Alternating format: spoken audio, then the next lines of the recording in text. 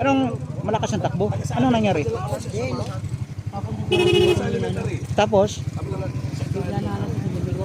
Biglang lumiko. Sino ang enkwentro niya? Ay, ito itong L300? Biglang lumiko ito pa kanya, ang L300? Oo. So hindi nakita ng L300, mabilis ang takbo?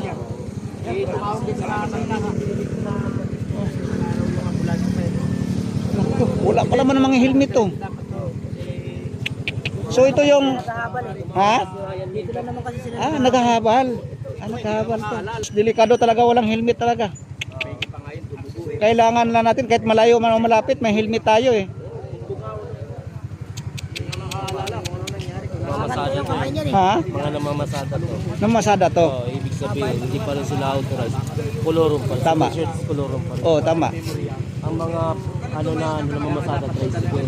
Oo. Ito, wala kang pananagutan. Wala kasi kung wala silang organisasyon na registrado dito. Ayan, sabi ni Brad, kaya padala ko na. Ambulansya ba raw? Brad? Kachat ko si Ryan Minto, yung konsyal ng bayan. Pakailan naman po. Oo. Ayan o, Ryan Minto. Good morning kuya, copy na, itawag ko na sa barangay. Oo. Talagang malawak naman, dapat na hindi talaga na siguro napansin kung paano no. Base.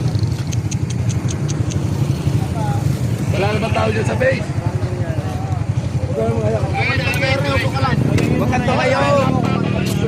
Oo, kailangan maano ang ulo ni bossing. Oo. Ang helmet eh. Yun ang talagang pinaka-required sa motor talaga kahit na ano.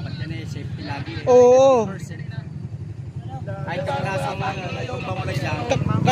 Kahit boss, malapit o malayo, pero dapat nag-iingat talaga. Bumihit, ikaw. Wala ka lang.